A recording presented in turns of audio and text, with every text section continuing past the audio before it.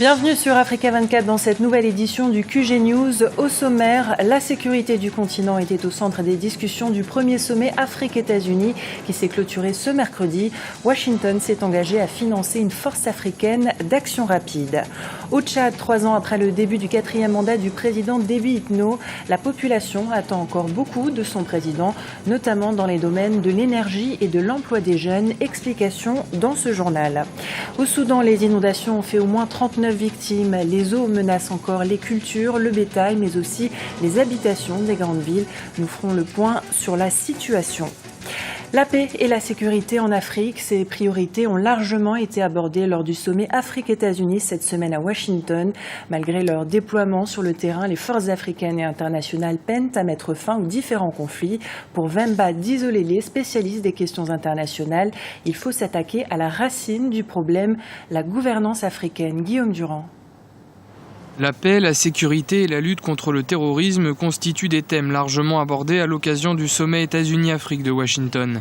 Des crises maliennes et centrafricaines aux exactions menées par les groupes islamistes Boko Haram et Al-Shabaab, les foyers de tension sont nombreux en Afrique et freinent le développement du continent. Pour l'écrivain Mvemba Dizolele, l'absence d'un bon leadership dans les nations africaines est à l'origine de ces insécurités chroniques. Les foyers de tension, on en a dans quelques zones.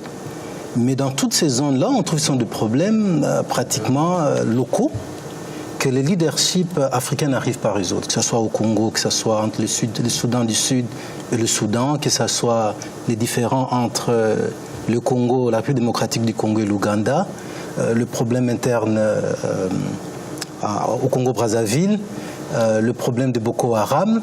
Ce sont des problèmes en fait, d'une manière générale, qui relèvent d'une mauvaise gestion, d'une mauvaise gouvernance. De véritables transitions politiques, une meilleure répartition des richesses, un meilleur accès à l'éducation ou à la santé sont des préalables qui peuvent empêcher le développement de tensions. Des conditions nécessaires également pour voir apparaître une véritable unité africaine capable de se regrouper pour faire face à un éventuel conflit. C'est la sécurité humaine qui est la plus importante. Et la sécurité humaine, ça signifie la promotion de droits humains, l'accès à l'éducation, l'accès à la santé, la distribution équitable des ressources. Et c'est ce qui fait la force d'une nation. Tous les pays de l'Union européenne ont mis leur maison en ordre et avec ce renforcement, ils se sont réunis autour de l'Union européenne, autour de l'OTAN, mais chaque pays est en règle, autant qu'ils peuvent. Écoutez, il y a des problèmes autant qu'ils peuvent. Alors dans ce cas-là, les pays forts peuvent venir en aide aux pays faibles. Mais chez nous, il n'y a pas de pays qui soit en ordre. On parle du panafricanisme, on parle de force de réaction rapide, mais qui sera dans cette force? Pour Mvemba Dizolele, la seule façon d'éteindre les foyers de tension qui minent la stabilité du continent est donc de s'attaquer aux problèmes à la racine et non d'être dans la réaction en faisant appel aux forces voisines ou internationales. Une meilleure gestion du pouvoir, mais aussi l'avènement des droits humains et de la démocratie permettront selon lui de tendre vers la paix partout sur le continent. Sur le plan économique, le sommet de Washington a également été fructueux. Exemple avec la Guinée équatoriale. Le pays a émis sa volonté de diversifier son économie. Un appel a été lancé à destination des investisseurs du secteur privé. Le ministre délégué des Finances et du Budget équato-guinéen Eucario Angué-Oyana milite pour un partenariat concret avec les États-Unis. Florencia Saint-Poré. La Guinée équatoriale veut diversifier son économie. Les 5 et 6 août dernier, la Guinée équatoriale a réaffirmé lors du sommet USA-Afrique à Washington sa détermination à attirer davantage d'investisseurs dans le secteur privé pour optimiser le développement économique du pays. Dans notre phase actuelle, nous avons besoin de beaucoup plus d'investissements privés. Et nous savons que les États-Unis ont de vraies ressources pour investir dans le secteur privé. En ce sens, nous voulons nouer des liens pour différentes raisons économiques. Nous parlons d'agriculture, de systèmes financiers pour diversifier notre économie. C'est ce que nous recherchons dans les partenariats avec les États-Unis. Le gouvernement équato-guinéen entend donc intensifier ses relations avec les États-Unis afin de mettre en place un partenariat responsable et gagnant-gagnant.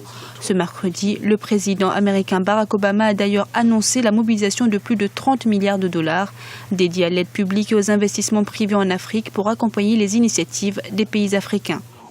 Nous avons un plan de développement national. 2012 était déjà une année de transition. Nous avons investi dans beaucoup d'infrastructures, mais depuis cette année, nous avons changé de cap, ce qui veut dire que nous voulons diversifier notre économie et nous avons ralenti les investissements que nous avons faits à l'époque dans les infrastructures. En 2015, le continent aura un taux de croissance de 5% avec près de 400 entreprises créées en 2013. La Guinée équatoriale, par son engagement à promouvoir le secteur privé, ambitionne d'étendre ses opportunités économiques et faire partie intégrante de la nouvelle ère des affaires en Afrique. Les femmes et les jeunes seront au centre de mon attention. Ce sont les mots prononcés par le président tchadien Idriss Déby Itno le 8 août 2011. Il entamait alors son 4e mandat. 3 ans après, le bilan semble être positif, mais les Tchadiens attendent encore beaucoup de leur président, notamment dans les domaines de l'énergie et de l'emploi des jeunes. Explication avec notre correspondant au Tchad, Daniel Aboki. 8 août 2011, 8 août 2014, il y a 3 ans que le président Idriss Déby Itno s'est engagé à transformer le Tchad en un pays émergent à l'horizon 2020.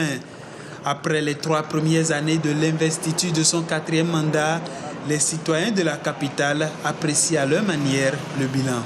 Là, un peu partout aujourd'hui, on voit que certains hôpitaux aujourd'hui, ils ont aménagé des choses. Les mamans peuvent aller mettre dans les quartiers, déjà là où il y a les centres de santé, peuvent déjà accoucher là-bas librement et sans problème. Dans le domaine des télécommunications, par exemple, tout récemment, les opérateurs économiques, on a eu les licences de 3G et 4G. Et surtout pour le 4G, c'est la première fois en Afrique centrale qu'un opérateur lance la licence 4G. Dans les domaines agricoles et pastoraux, le Tchad a des atouts à faire valoir.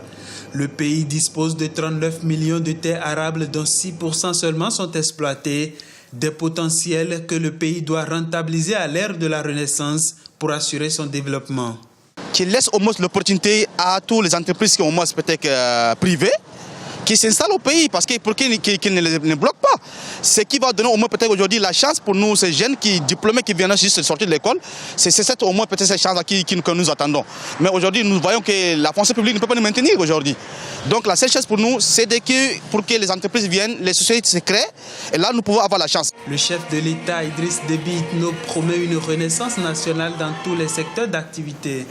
Une vision politique louable, mais qui pourrait se heurter à de gros défis dont le plus important reste l'énergie. Le développement, la création de valeur ajoutée, c'est l'énergie qui est à la base. Même tous les autres défis à être relevés, qui doivent être relevés, c'est la question de l'énergie qui est importante. Parce que sans énergie, il n'y a pas l'emploi, il n'y a pas la création de richesses.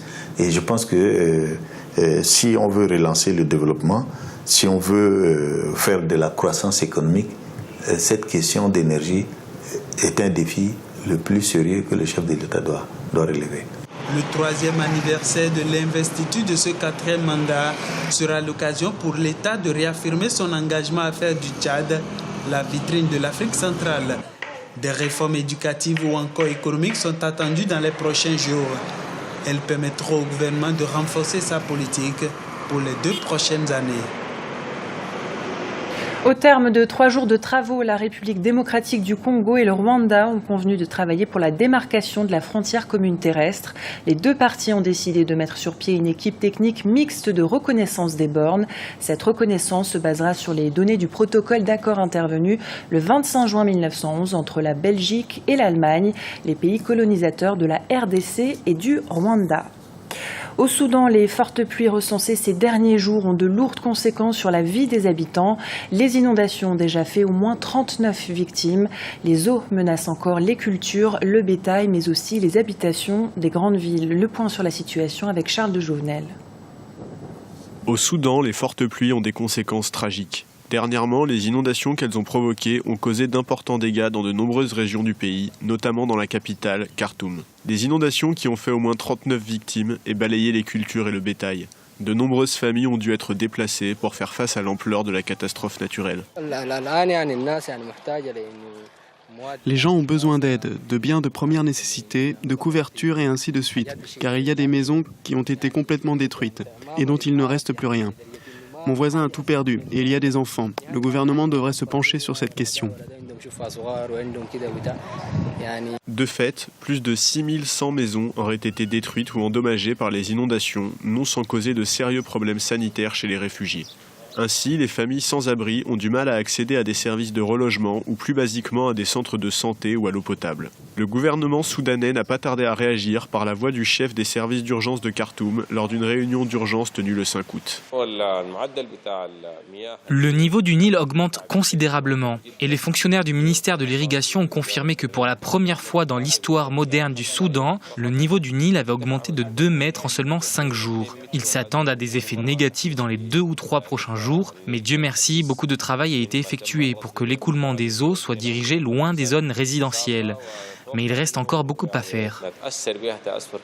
Ces fortes pluies font ressurgir le spectre du souvenir de la dernière grande inondation, en 2007. À l'époque, les maisons de près de 365 000 personnes avaient été détruites ou fortement endommagées, et des dizaines de personnes avaient été victimes des conditions sanitaires dramatiques qui avaient suivi le drame.